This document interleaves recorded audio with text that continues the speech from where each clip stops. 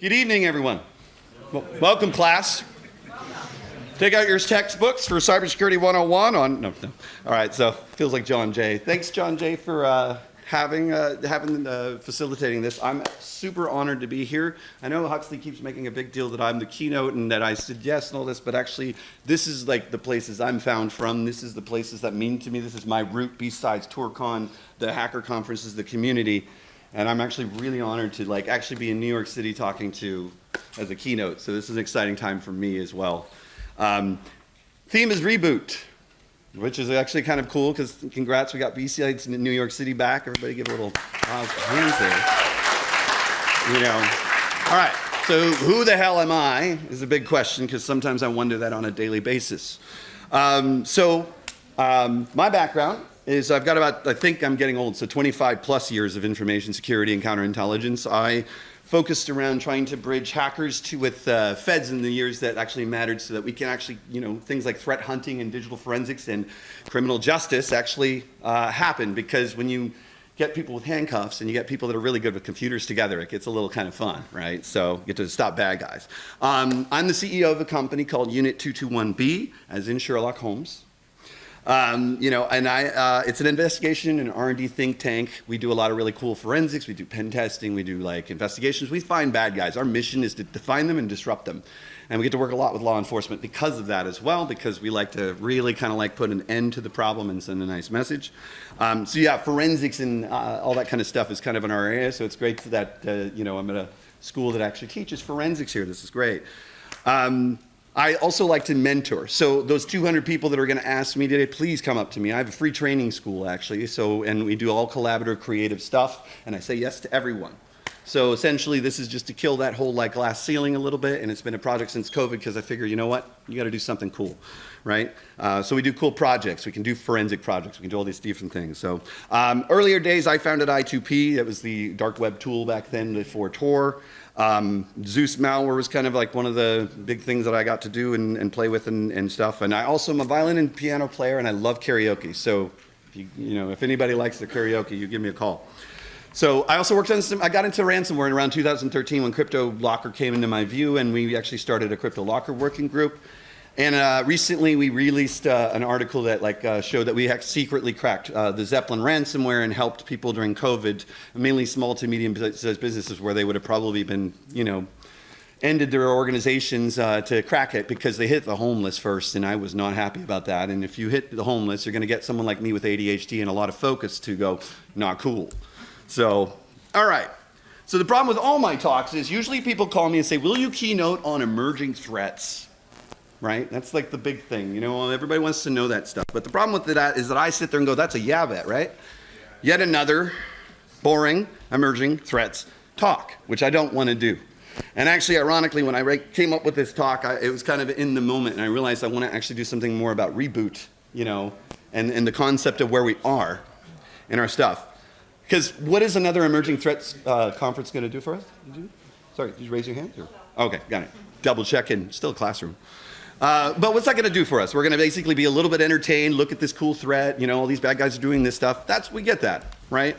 Well, we go back to the office and do what about it, right? Oh gosh, that was a cool talk, but what's that, how can I apply it? I might be scared because yet another emerging threat, and now I got another problem on a stack on my thing. If you're a CISO, that's probably just a headache. And we're not going to get really prepared just by talking about this anyways. So I want to talk about something a little bit different. I've actually figured out the emerging threats algorithm for cybersecurity, and here it is, okay? We start with, what are the emerging threats from 2023? You can either ask Google or ChatGPT plus Google or Bard. One of those three things nowadays, and you get a list. I'm just gonna start with the top four because, screen space and all that stuff, but that's enough anyways. So the four are ransomware, email compromise, supply chain attacks, IoT device attacks, right? Then, the next part of this is then you go, have we solved any of these?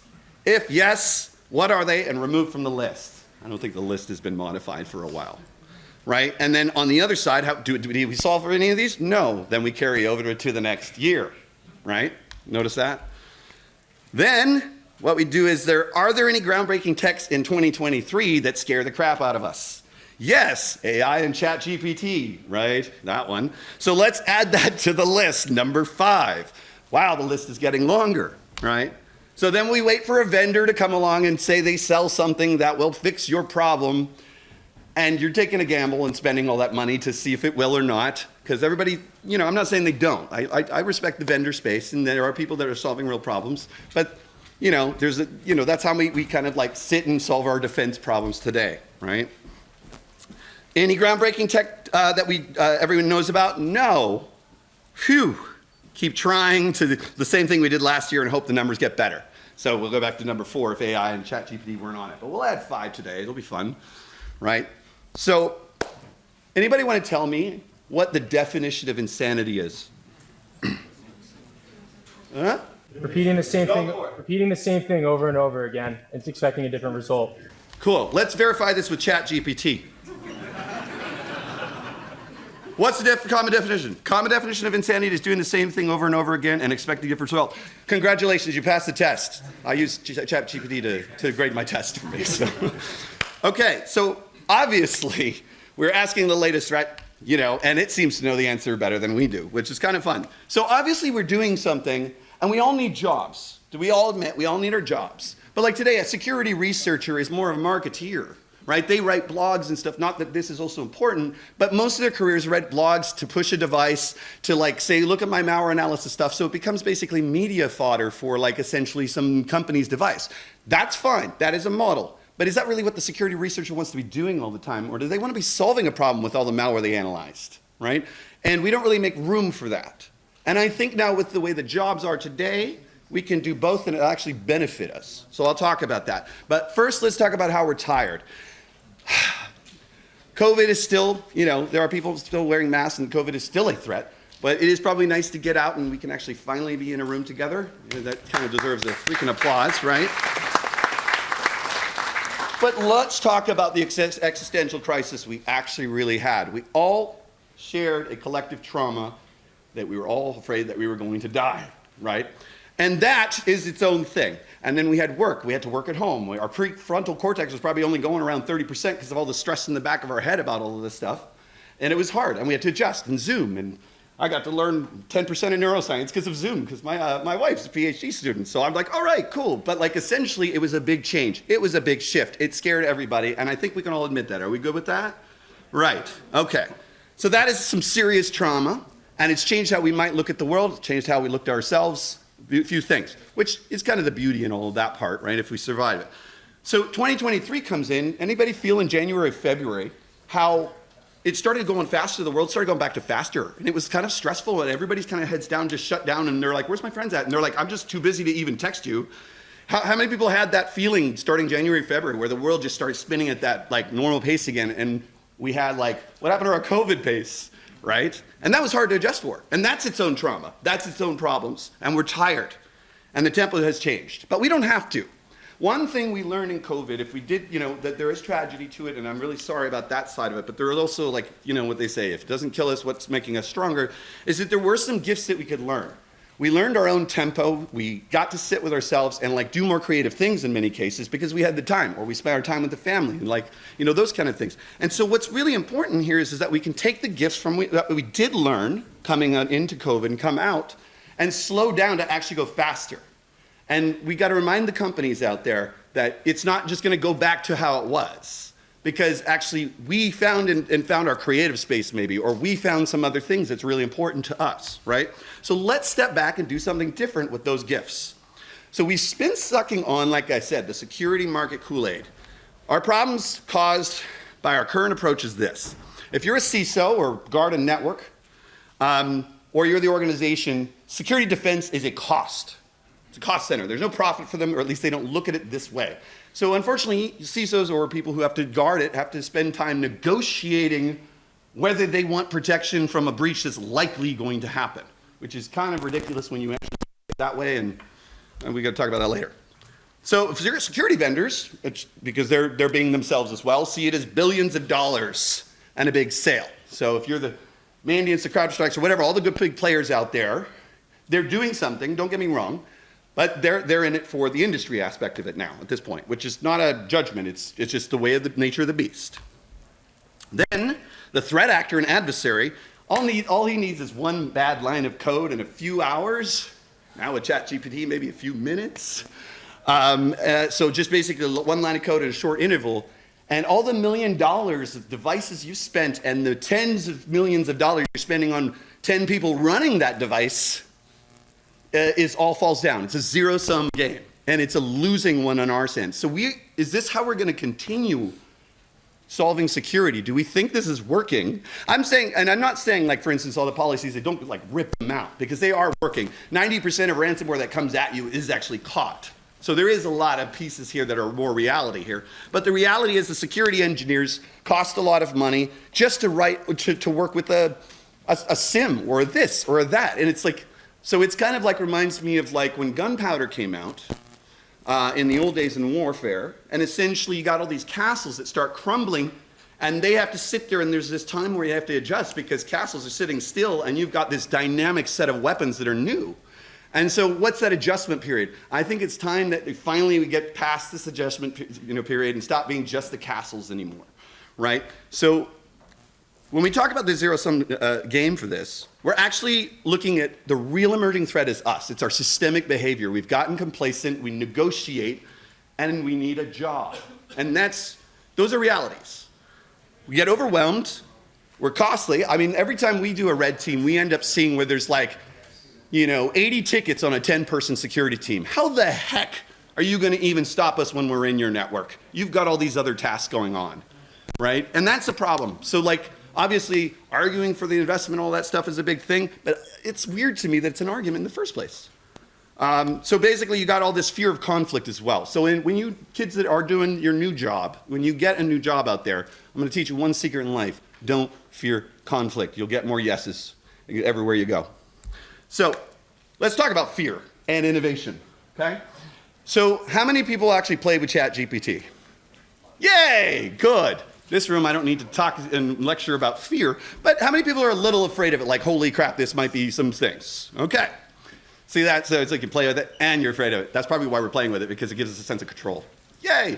So we are in the AI era. We have now had that disruption, just like when the internet came out in 1995 for like everybody. Obviously, the internet was out there before some, for hackers that knew about it. But essentially, we've had a new disruption. Large language models, all of this stuff.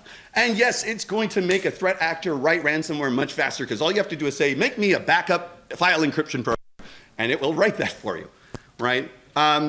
But instead of being completely afraid of it, like the fears are, somewhat rational. It will happen. We've seen some malware recently use low-code ChatGPT and stuff. It was in the news.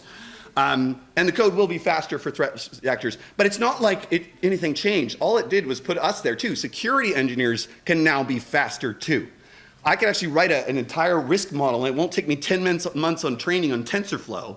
It can literally, you could finally speak language to a computer, a human language, and it will do what you need.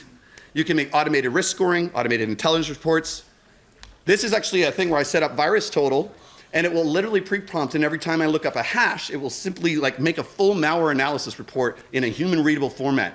This helps train our juniors in malware analysis. This will help get us there. So there are uses that are actually really quick, because how much does it cost to get someone to reverse engineer and then like write the malware analysis report and all that stuff? That's a whole thing. That doesn't mean it's taking away your job. It's allowing you to look at we're overwhelmed with malware these days. No one's got time to do that. Malware analysis should be chosen when it's ready to be doing it, because it's a matter of like, oh, this is unknown, we don't know anything about it.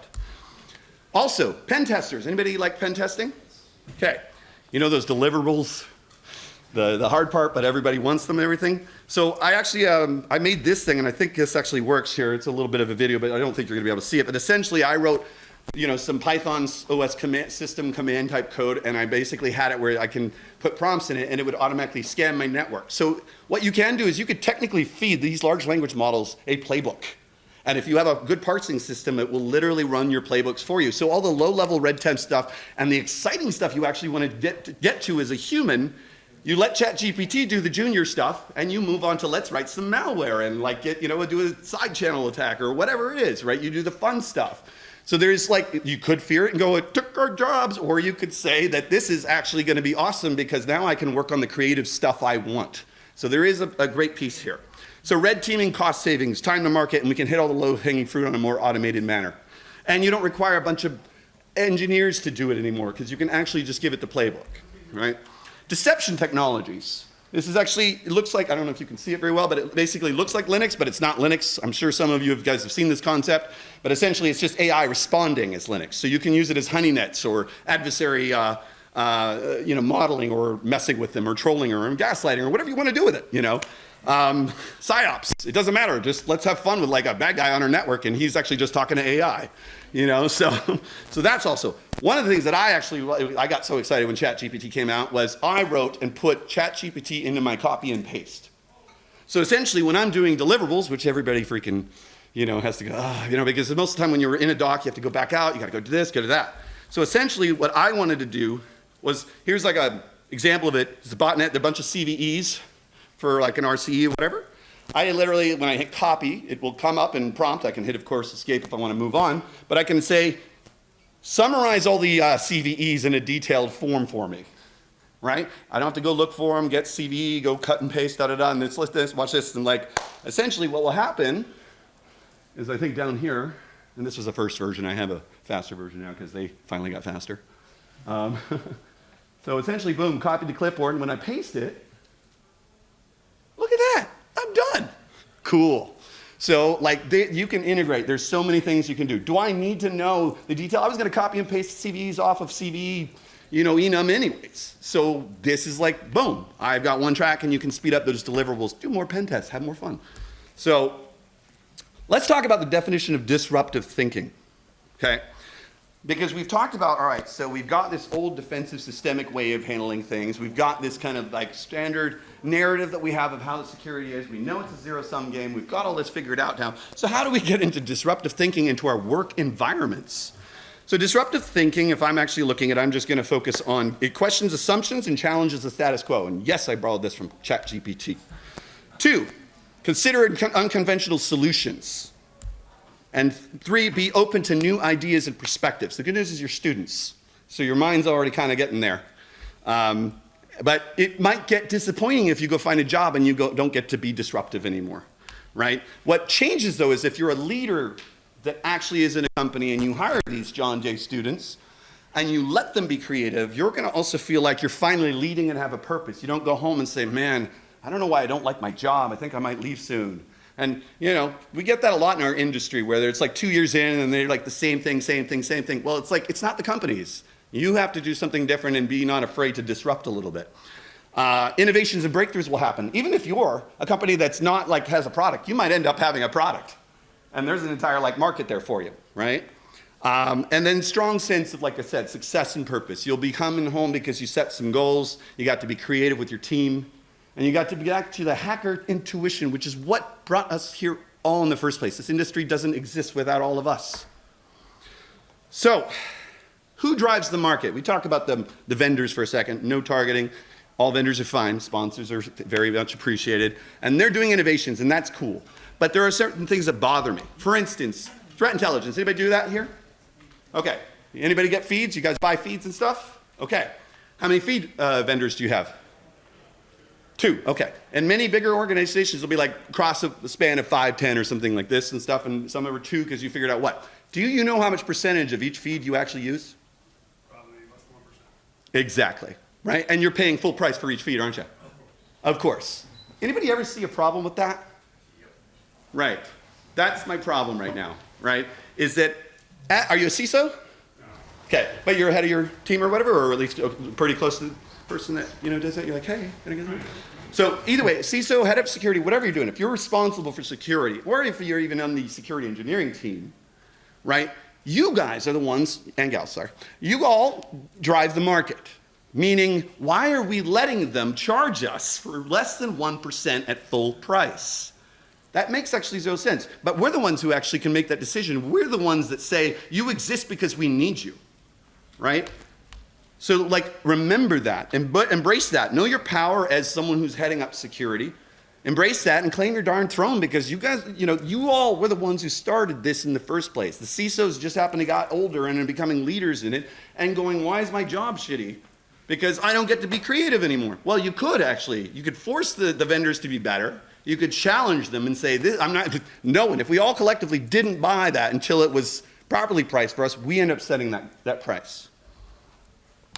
I thought, that was kind of appropriate. So I can't watch the show, it's too gory. But my point is, it's not a negotiation. When literally, another thing that baffles me, you're CISO and you're negotiating with your boss, like we talked about earlier, about the fact that you are probably going to get breached and it probably will end your organization if it's bad enough. How is that a negotiation? Like, that's just like, if you're gonna hire a CISO, be serious, so just a little, hey. So let's try some disruptive thinking. This is a classroom, so let's have some fun. Okay. We're going to do topic of ransomware just because that's on the list. And everybody knows that it's one of the just disgusting crimes of our time, right? Outline the problem in front of us. So let's do that first. So part of disruptive thinking is I'm going to follow what ChatGPT told me how to do it based on the structure. We're going to outline the problem in front of us. We're going to look at the problem from a new perspective. We need to question those assumptions. We need to brainstorm unconventional solutions and analyze what existing solutions aren't working, and all that fun stuff. So I'm just gonna keep that here. But what I'm gonna talk about this is I want you guys to almost take a beginner's mind, all right? You hear the word ransomware and you think about all the tools. Your mind goes from key ransomware to value of like a list of like AV vendors or what vendors or all this stuff. Let's remove out all possibilities in your mind and act like we're at a table on a whiteboard that says, we gotta solve ransomware, guys or gals, and essentially let's do that, right? So, let's do it that way. Almost like when Steve Jobs would get in a room and they'd try to make Lisa or whatever, even though it was a failing project, let's not use that as an example. But essentially, let's clear our minds on this. Okay, so let's start with the why ransomware actually works. Why is it so popular? So this is basic ransomware code because of that's basically the core of it. It doesn't take much. There's obviously more pieces and other things like this, but essentially it's a big file encryption system and you don't have the key, right? So why would they ever stop? Because ransomware is trivial to develop. It's trivial to buy on the dark web, right? A 512-bit or a digit number can literally, crush an organization. And crypto is one of the great equilibriums, but it's got, it's kind of scary. And the return of investment obviously is currently very high without the other ROI, which is risk of incarceration because they're based out of Russia most of the time, right? And so they don't like us. There's a lot of history there. And Conti ransomware alone last year made over $250 million. So it's very lucrative. And then you've got cyber insurance companies that enable this problem. Let's pay for the ransom. And of course, there's no other options, of course, but I just learned today from someone today that actually ransomware authors will go and find the customer list from the cyber insurance companies and target them knowing it becomes a victimless crime for them. Which makes it easier for them psychologically to do this because they're like, well, it's not actually hurting anybody, they'll be fine, So let's break down techniques, tactics, and procedures, right? So I've been doing malware analysis of ransomware a long time, and I wanted to look at what's the commonalities? To stop anything, you need to figure out what are the paths and commonalities that exist in all ransomware. Obfuscation doesn't actually. Ransomware actually works quite well because it doesn't try to. It's written by software engineers, not necessarily malware authors. They don't try to hide this. There's not a bunch of obfuscation in most of this stuff. It's actually because it looks more like a normal program, right? And it can be. Your backup system is very similar, right? So first thing it does is recursive directory, and it usually goes through whitelist for not destroying the system so you'll get the ransomware note.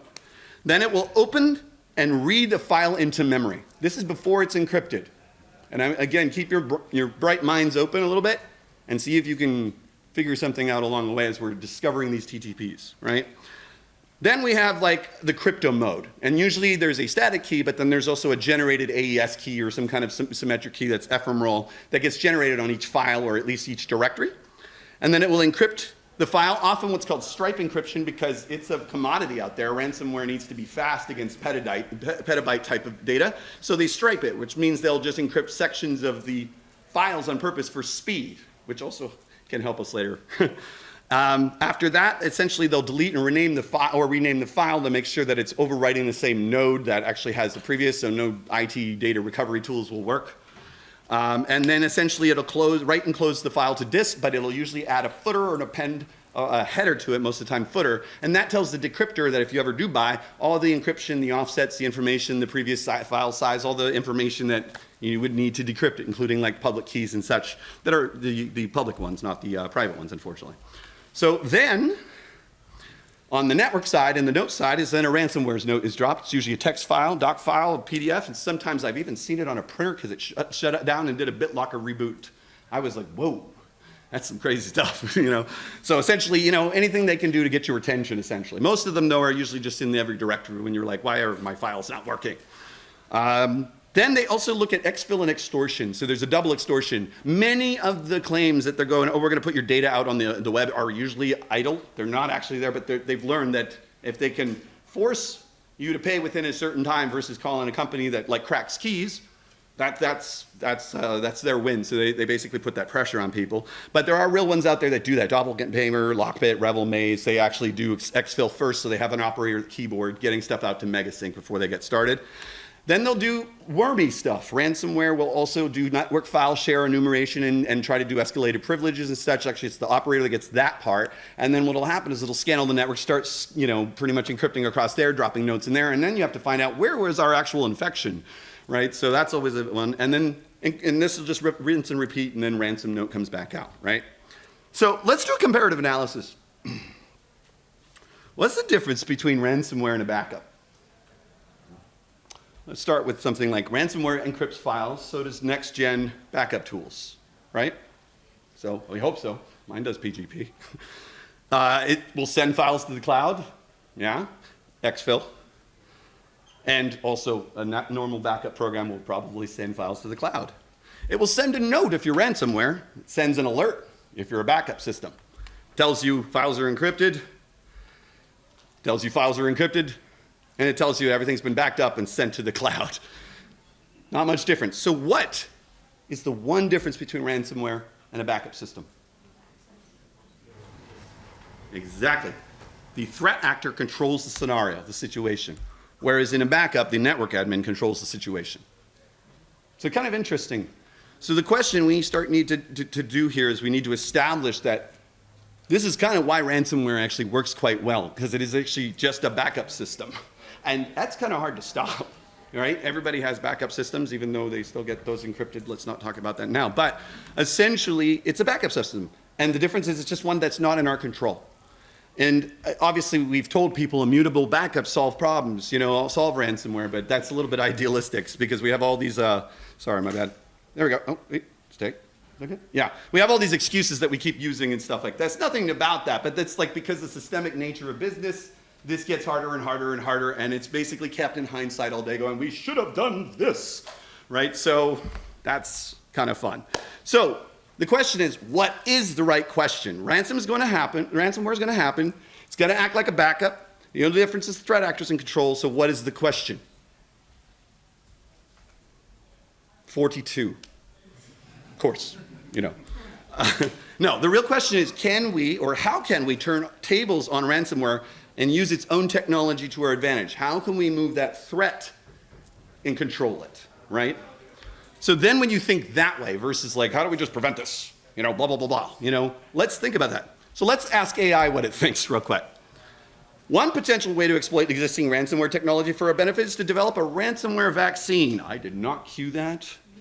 You know, or other security measures that can prevent ransomware attacks from succeeding. Another approach, which we did already in our tabletop today, could be to study the tactics and techniques used by ransomware and use that knowledge to better protect our systems and networks. So let's do both, right? Okay, so let's go back to a theory now that we've had the original system. Ransomware recurses a directory, so do backups, right? On read, remember when I said on read, the file's not encrypted yet and it goes into memory. What if we had a hidden hard drive that's like not seen by the OS on the other side, and essentially we could create a snapshot every time it tries to read or delete a file? It can only actually be once too, because no one cares if your Microsoft thing of 3 lines earlier didn't get saved versus all your files are encrypted. So you don't even have to like have a big retention field. You can have a small dynamic hard drive that will spread out when the thing. Now imagine when it starts recursing and starts opening files, and it's snapshotting each file before it's encrypted on the back end somewhere that it has no access to and even the operating system doesn't know about it. You would use UEFI for the hint, by the way, or a container infused. But my point is that essentially when it does that, that's fine. Then it starts encrypting. We don't care. We've already got it. We just told the ransomware to be our backup system. Thank you, because I was meaning to do backups today, right? So we have a snapshot. We don't care. But the cool thing is that entropy, everybody know what entropy is? It is the measure of basically chaos from order, you know? And on computers, we can actually see how complex something is. So you've got a Microsoft Word doc, usually about 3 entropy bits per, unit or whatever. So essentially, it's basically really small. But AES is usually 7 or 8. So if you see suddenly an order of magnitude or something going like that, to all these files recursively, it's a really easy thing at that same file level system. You're in the middle of there, you're reading that. You can literally say, let me just like put all files to 0 bytes and read only. So even if they exfil, guess what's happening? Enjoy your, or you could tar pit it and put like 2 petabytes for each file and just have a bunch of random zeros in it and just have fun like downloading that forever while we track you down, right? Either way, you can get rid of your exfil. You know, it's more like, think of a file ID as like you're under the kernel, you're above that, you're ring -1, right? And then restore is pretty easy. You just give it the extension, tell it, that, and then suddenly it like it's faster to restore, ironically, because you don't have to deal with encryption. It was caught before it was encrypted. So it's a standard restore, and you're done. So just to really, show you one way of prototyping this, you could do a hidden file system, like a container, Docker container, map it in, stuff like that. Read, delete, you can snapshot. Ransomware does our backups for us. Restore takes second, entropy change, file size equals 0. Turntables, because I like puns. None of you? No cringe? Nothing? I need a cringe. Network admin now has control of the threat. Ransomware just did your backup for you. Thank you very much. They needed to be done anyway, and the threat actor is busy crying, which is key here. I'll let you get your picture. You got it? Okay, good. All right. I'm going to photobomb my own stuff. So anyways, okay, so one emerging threat is now down. Look at that. Instead of focusing on 5 at a time, 4 at a time, and being a CISO going, I got all these problems, why don't we just get one of them solved in the next 10 years, right? Like, and that's not even like, that could be free. Anybody can write this if you know some Python or some C or whatever. Like, this is a doable thing really easily. It's not some crazy amount, except for on Windows. Windows kernels are kind of a pain in the butt. But either way, good luck. My point is that here, I made one out of Fuse just to demonstrate. So this is actually ransomware on the black side. This is actually doing snapshots on the read and the deletes. So it's basically only expanding the hard drive because it's recursing and it actually sees it. So this has also changed seeing the entropy as well and seeing that suddenly it went from 3 to 7, things like this. So essentially, ransomware is creating my backup. And that's simple, right? And that is because we looked at the TTP and looked at what thing does it have to do, and is there an area we can actually be creative or disruptive in, and move on, right? Even if your backups come online, guess what? You got a backup of a backup. Awesome, So, so when you leave here today, I wanted to just say that, there's obviously ransomware and other threats today, I think, require a more creative approach. And I want to encourage all of the students here that are getting into this. We're in that great resignation, but what it really taught us is that we can try to figure out, especially in tech, what we want to be doing and what we believe should be being done, right? You don't always have to go and again, it's kind of comes down to, that's why unions exist, a gathering of people kind of control it. So our society, our community kind of controls what our future is here, right? So we should be pushing and challenging our companies to have more hackathons, teach us things like, training, get us more creative, allowing those times to have that. I was actually at a hackathon on my last company and someone made a DDR like authentication, 2-factor authentication, where you had to dance your way to get through the thing. That may be like fun, but that's out of the box thinking. That's the stuff we love. And when I remember going to conferences, that's what we did. We just shared what we were cool working on together, and then maybe someone else had a cool idea, and we merged the idea. Oh, let's GitHub collab. And the great thing now is the internet. It's so easy to work together, right? But our current cybersecurity methods seem insane. It's all zero-sum, and the insanity itself is our emerging threat systemic behavior, right? CISOs, or people who are head of departments that run security, stop negotiating, take control. Don't be afraid of that conflict. Trust me, they're not going to fire you because they need you, and you got to remember that, right? And drive that market. Your threat feeds tell them you're going to pay 0.1% of the freaking fee. You know what I'm saying? Why the heck not? There's CISO groups that talk to each other. They start talking to each other and spread that out at the top levels and down. Stuff changes, right? And drive your organization. No more negotiations, none of that stuff. And get back to your hacker intuition. That's really, really key. CISOs, you don't have to be bored. People at the head and the leaders, they can actually get their team to create things. So anyways, thank you very much for having me.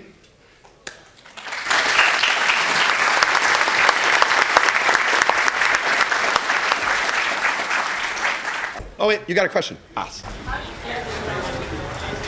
I actually don't know. What I mean by that is, as you can tell, I have a lot of energy. And I'm now 44, which is like, whew, gotta keep it up, and I'm already sweating. But when you're young, like I grew up when like Apple IIes were like the computer, so you had to learn how to program to use a computer. And so there's a piece of it where I always like had a sense of wanting to, like when I was a little kid, there was a joke. I was a loner, you know, little nerdy kid. And when I was 6, there was this serial killer called the Green River Killer that was on the news a lot. And my parents like watched the news. And I was around the perimeter of the fence, and teachers like, "What are you doing?" I said, "I'm protecting the perimeter from the Green River Killer." And so somewhere, obviously, I had some sense of justice or sense of protection. And that might be from being adopted or whatever other reasons it is. But the point being is that it, like something kind of like gave me a purpose there. And I was also a musician and practicing all the time. But like then I met a computer and I was like, I couldn't get off of it. And my first like really cool little kid program was I actually had such an imagination that we had joysticks back then. So I made it X and Y plotting so you could log into my games with a special secret, you know, username that my parents didn't know about, or take them to their Word doc. And then I would have it where it's like, "Welcome to X-Men Security Center." And it would actually, you'd have to turn the joystick certain ways, and I marked it as a combination lock. So you would end up actually having the joystick as a combination lock. Because I was reading about the X and Y plotting, and I'm like, I don't care about drawing, but this sounds cool, right? You know, and so like that was kind of like one of the things, I still have that program to this day from like when I was little. But essentially, like I just started tinkering, and that was the thing. I just wanted to know it, and maybe it's a sense of like, this is so interesting, and on the other side, as I got older, I think it's also like this is going to be dangerous as well, so I want to know everything I can so that I run towards fear. And so versus like let's not use it, right? Because it's going to happen anyway, so I needed to learn and understand more about it. And then the next thing you know, I guess we called it cybersecurity, but back then it was like information security, and I'd read all the books on like the 70s hackers and 9X in New York. That's why I'm kind of quite honored here, because New York's kind of a big history of hackers and freaks, you know. So yeah, that's kind of the story. I mean, it's a longer story than that, but you know. Okay. So, any other questions? Wondering how you secure the for example, you mentioned vacuuming or maybe hit the ransomware, right? Yeah. And you mentioned that there was a secret backup that records everything on the Yeah. ransomware. How those implementations that you 100% secure that they don't see that? Because the Windows doesn't see it either. It's actually done in the UEFI, so it's actually like, No way that they can discover. unless you can figure out how to like break through and like actually break every UEFI. I'm not saying that, but like think about how much ransomware is done and how advanced you'd have to do to like target this, right? Nothing is ever bulletproof. We all know that, right? But if you had an isolated system that is literally like shut off from everything, and it's read only when it hits everything, even if they do find it, what are they going to do with it? You know what I mean? So, and that's the key. So, yeah, sounds good. 5 minutes or good? All right, 5 minutes. Any other questions before we go? Good. All right, class is dismissed, everyone. Thank you very much.